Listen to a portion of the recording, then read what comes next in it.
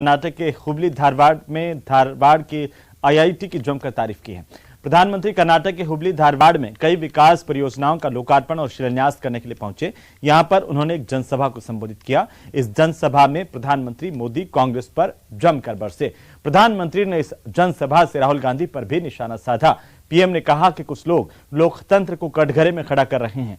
प्रधानमंत्री मोदी ने कहा कि धारवाड़ में आईआईटी का नया कैंपस कर्नाटक की विकास यात्रा में नया अध्याय लिख रहा है। भाजपा की डबल इंजन की सरकार पूरे राज्य के पूर्ण विकास के लिए ईमानदारी से प्रयास कर रही है।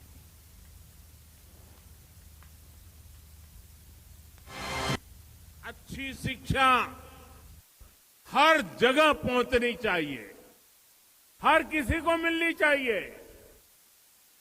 जितने ज्यादा उत्तम इंस्टीट्यूट होंगे उतने ज्यादा लोगों तक अच्छी शिक्षा की पहुंच होगी। यही वजह है कि बीते 9 वर्षों में भारत में अच्छे एजुकेशनल इंस्टीट्यूट की संख्या लगातार बढ़ रही है। तो वहीं केंद्रीय गृह मंत्री और भारतीय जनता पार्टी के वरिष्ठ नेता अमित शाह रविवार को एक दिवसीय दौरे पर केरल पहुंचे, जहां पर गृह मंत्री यहां भाजपा के त्रिशूर संसदीय क्षेत्र के पदाधिकारियों की बैठक में भी शामिल होने के लिए पहुंचे। वे त्रिशूर में वडकुमनाथन मंदिर भी जाएंगे। जनसभा को संबोधित करते हुए शाह ने कहा कि कांग्रेस के एक नेता ने कहा है कि वे हमारे प्रिय नेता पीएम मोदी की कब्र खोदेंगे। उन्होंने कहा कि मैं राहुल गांधी से कहना चाहता हूं कि आपने उन्हें जितना बदनाम करने की कोशिश की है, देश में उतना कमल खिलेगा। 2024 के चुनाव में केरल की जनता फिर से एक बार नरेंद्र मोदी जी को मौका दे और केरल से भारतीय जनता पार्टी की यहां से प्रतिनिधि भेजे। तो वहीं केंद्रीय मंत्री महिला बाल विकास विभाग की स्मृति ईरानी ने अपने संसदीय क्षेत्र अमेठी के दौरे के दूसरे दिन पूर्व कांग्रेस अध्यक्ष राहुल गांधी पर तंज कसा। उन्होंने कहा कि जिस तरह से लोकतांत्रिक तरीके से अमेठी की जनता ने धूल चटाई थी, उससे राहुल गांधी को इस बात का अंदेशा हो गया कि 2024 में उन्हें फिर से पराजय मिलेगी। आपको बता दें कि स्मृति ईरानी अमेठी के जगदीशपुर में पीपा पुल का उद्घाटन करने के लिए पहुंची थी। इस दौरान पत्रकारों से बातचीत करते हुए स्मृति ईरानी ने गांधी परिवार पर तीखे हमले किए।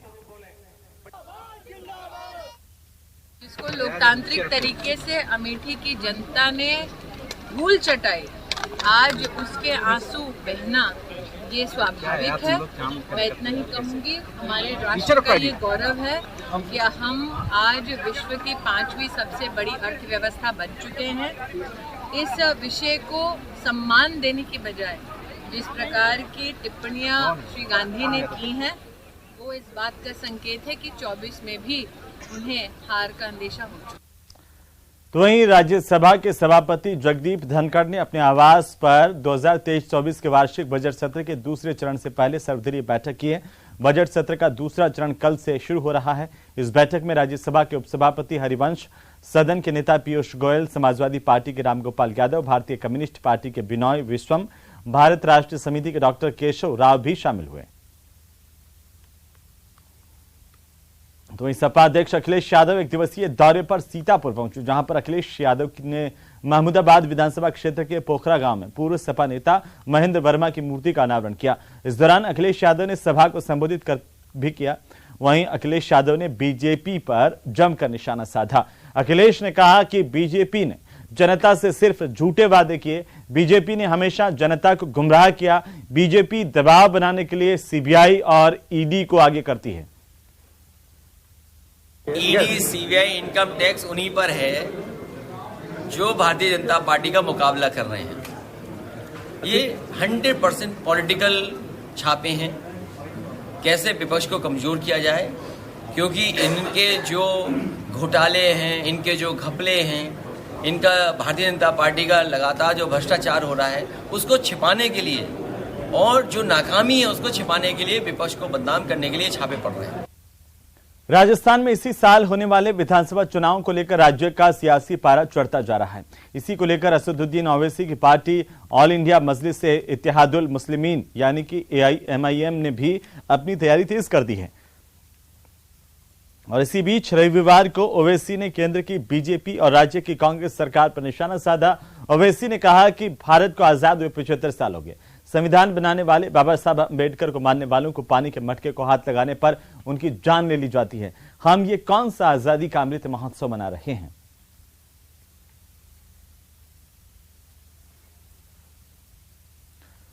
तो वहीं ग्वालियर में जगतगुरु स्वामी निश्चलानंद सरस्वती ने बड़ा बयान दिया। उन्होंने कहा कि पाकिस्तान बांग्लादेश खुद ही भारत में मिल जाएंगे। बागेश्वर के महाराज भटके हिंदुओं के लिए उन्होंने कहा काम कर रहे हैं। और साथ ही उन्होंने कहा कि मोहम्मद साहब, ईसा मसीह सबके पूर्वज सनातन वैदिक आर्य हिंदू थे। विश्व को मैं कहता हूं, पहले एशिया महाद्वीप को हिंदू महाद्वीप के रूप में उद्भाषित होना ही है कारण सबके पूर्वज सनातनी वैदिक आर्य हिंदू थे। इस ऐतिह्य तथ्य पर जिसको शंका होगी शंका समाधान कर ले। सबके पूर्वज सनातनी वैदिक आर्य हिंदू थे। मोहम्मद साहब के पूर्वज कौन थे? ईसा मसीह जी के पूर्वज कौन थे? बृहदारण्यक उपनिषद का अनुशीलन कीजिए। जितनी देवियां हैं 84 लाख योनियों में स्वयं शतरूपा ने योग बल से उन देवियों का रूप धारण किया। वहीं रंगपंचमी का उल्लास महाकाल मंदिर में भी देखने को मिला। पंडितों, पुजारियों और भक्तों को रंगों में सराबोर देखा गया। गर्भगृह से नंदी हॉल तक रंग उड़ा। देखिए महाकाल पंच की रंग पंचमी।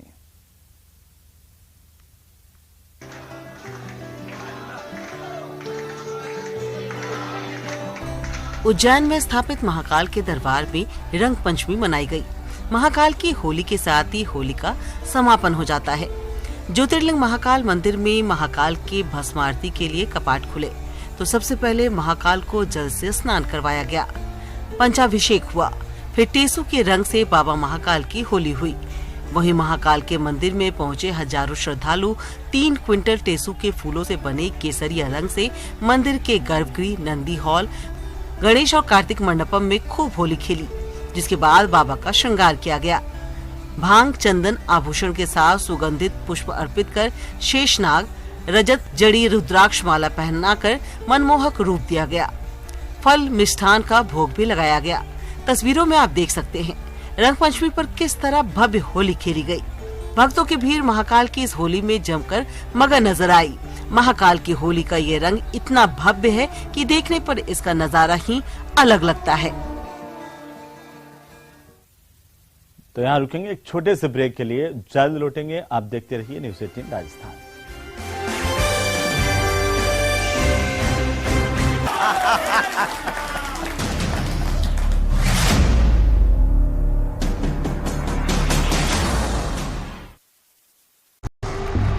तेरा नाम गूंजेगा तो उठेगा एक तूफान, हिलेगी जमीन, मचेगा घमासान, देखेंगे फिर गेम तेरी। यह है शुरुआत तेरी, अब हर जुबान पे होगी बात तेरी। देखिए पहला टाटा वुमेन्स प्रीमियर लीग 4 मार्च से जियो सिनेमा पर बिल्कुल फ्री।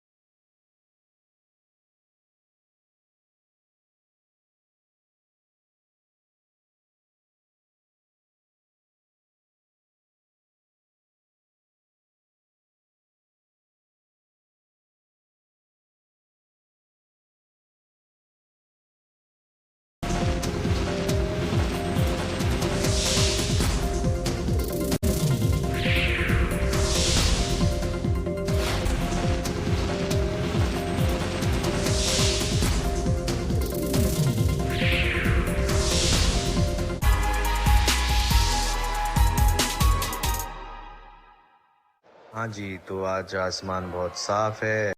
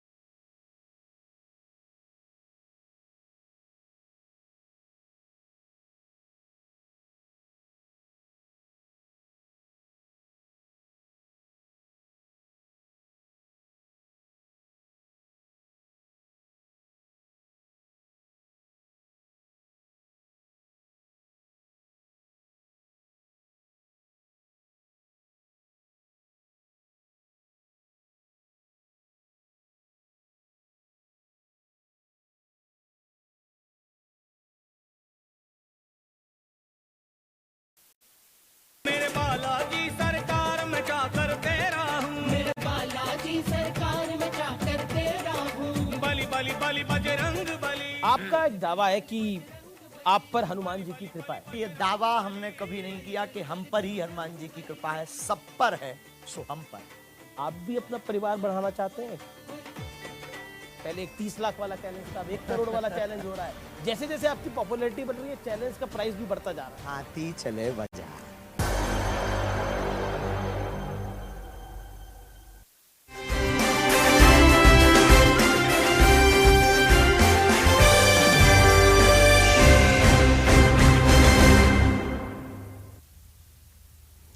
तो चलिए ब्रेक के बाद एक बार फिर से आपका स्वागत। और इसी बीच भरतपुर से बड़ी खबर, जहां पर खड़ी हुई बस में अचानक से आग लगने से हड़कंप मच गया।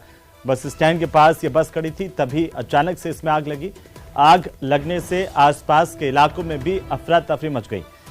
कई लोगों ने कड़ी मशक्कत के बाद इस आग पर काबू पाया है। आग लगने के कारणों का खुलासा नहीं हो पाया। बयाना कस्बे के बस स्टैंड की घटना, जहां की तस्वीरें सबसे पहले सबसे तेज न्यूज 18 राजस्थान पर देखिए। खड़ी हुई बस में अचानक से आग लगी और इस घटना से हड़कंप मच गया। हालांकि तमाम लोगों ने मिलकर के इस आग को बुझाया। कड़ी मशक्कत के बाद इस आग पर काबू पाया गया। तो खड़ी बस में आग लगने से हड़कंप मच गया। बड़ी जानकारी भरतपुर से, सबसे पहले तस्वीरें न्यूज 18 राजस्थान पर।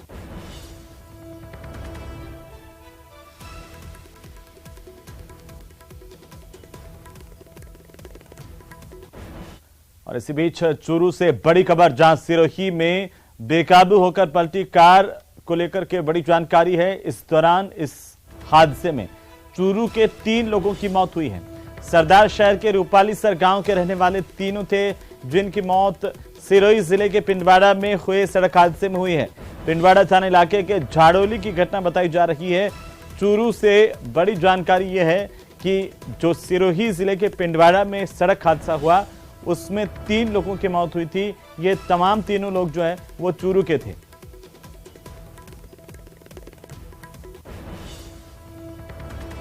तो चूरू जिले में सरदार शहर के रूपालीसर के रहने वाले 3 लोगों की मौत सड़क हादसे में सिरोही जिले में हो गई। इसी के साथ ही इस बुलेटिन में फिलहाल इतना ही। आप देखते रहिए।